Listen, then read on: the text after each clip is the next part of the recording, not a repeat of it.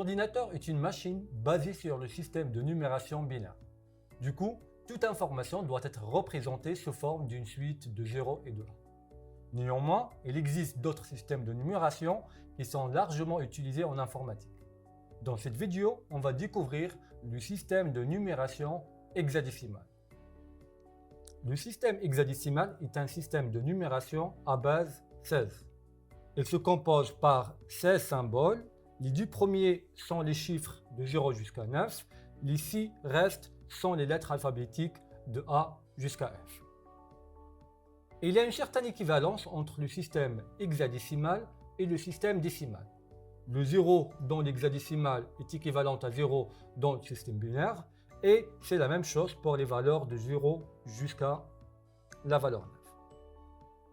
Par contre, la valeur A dans la base hexadécimale est équivalente à la valeur 10 dans la base décimale. Le B, c'est la valeur 11 et ainsi de suite jusqu'à la lettre F qui représente la valeur 15 dans la base décimale. Comment on convertit un nombre à partir de la base décimale dans la base hexadécimale? Pour faire cette opération, on effectue une suite de division par 16.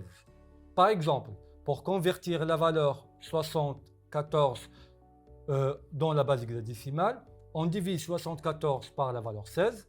Le quotient, c'est 4. Le reste, c'est la valeur 10. On divise le 4 par 16. Également ici, le quotient, c'est 0. Le reste, c'est 4. Une fois on obtient un quotient nul, on arrête l'opération et on effectue la lecture du bas vers le haut. L'équivalent est donc 4, 10, mais on ne va pas utiliser le 10 parce que l'hexadécimal, l'équivalent de 10, c'est la lettre A. Donc, on remplace le 10 par la lettre A. Donc, l'équivalent de 74 dans la base hexadécimale, c'est la valeur 4A. Prenons un exercice. Essayez, s'il vous plaît, de mettre en pause la vidéo et convertissez ces nombres décimaux dans la base hexadécimale. Répondons ensemble au premier exemple. Supposons qu'on veut convertir la valeur 135 dans la base hexadécimale. On commence par diviser cette valeur par 16. Le quotient, c'est 8.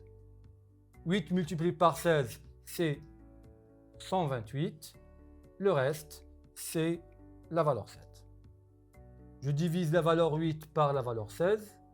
Le quotient, c'est 0. Le reste, c'est 8. On vient d'obtenir un quotient nul. On arrête et on effectue la lecture du bas vers le haut. Donc, l'équivalent dans la base hexadécimale, c'est la valeur 8, 7. Pour les autres exemples, voici la solution. Maintenant, comment on effectue le chemin inverse? Cette fois, nous avons une valeur exprimée dans la base hexadécimale et on essaie de trouver son équivalent dans la base décimale. Prenons l'exemple suivant. Supposons que nous avons la valeur 4A dans la base hexadécimale et qu'on essaie de trouver son équivalent dans la base 10. Pour effectuer cette opération, on trace un tableau de puissance. Commençons par 16 à la puissance 0, 16 à la puissance 1 et ainsi de suite. Puis on va prendre notre nombre et le mettre dans le tableau. Commençons par A dans la première case et la valeur B par la suite. Maintenant, il suffit de lire le tableau. Nous avons A qui est normalement l'équivalent dans la base décimale à la valeur 10. Donc on remplace A par le 10 et puis on va la multiplier par 16 à la puissance 0 plus la valeur 4 que nous avons ici multipliée par 16 à la puissance 1. On effectue le calcul pour trouver à la fin l'équivalent dans la base décimale. Encore une fois, mettez en pause la vidéo et essayez s'il vous plaît de trouver l'équivalent dans la base décimale des nombres hexadécimaux suivants. Reprenons le dernier exemple. Supposons que nous avons la valeur B1C dans la base 16 et qu'on cherche son équivalent dans la base 10. On commence tout d'abord par mettre cette valeur dans notre tableau. La première case va contenir le C, 1 et puis le B. On effectue maintenant la traduction dans la base décimale. On commence par la première case. Le C, son équivalent dans la base décimale, c'est la valeur 12, multiplié par 16 à la puissance 0, plus le 1 multiplié par 16 à la puissance 1, plus le B et l'équivalent de b, c'est la valeur 11, multiplié par 16 à la puissance 2. Ça fait normalement 12 plus la valeur 16 plus la valeur 2816. En effectuant les calculs, on retrouve le résultat final 2844 dans la base décimale.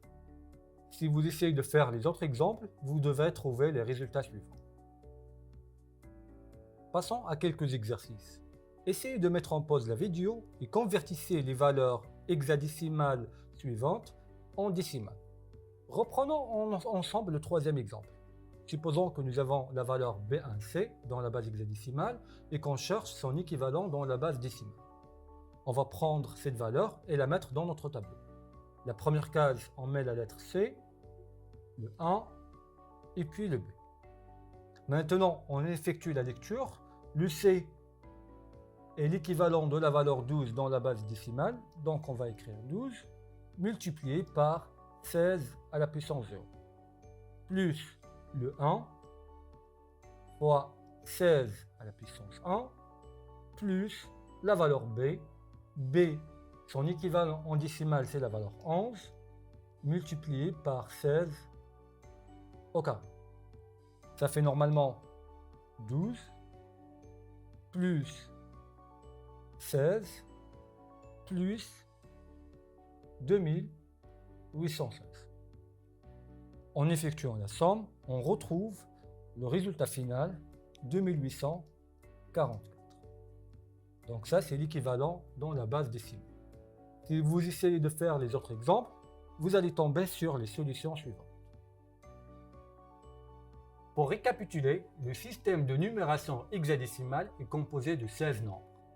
Pour convertir un nombre décimal dans la base hexadécimale, on effectue une suite de division par 16 et on retient les restes que nous allons lire par la suite dans le sens inverse. Pour faire la conversion inverse, on trace un tableau de puissance, 16 à la puissance 0, 16 à la puissance 1, ainsi de suite. On met notre nombre hexadécimal dans le tableau, puis on effectue les calculs. Merci pour votre attention.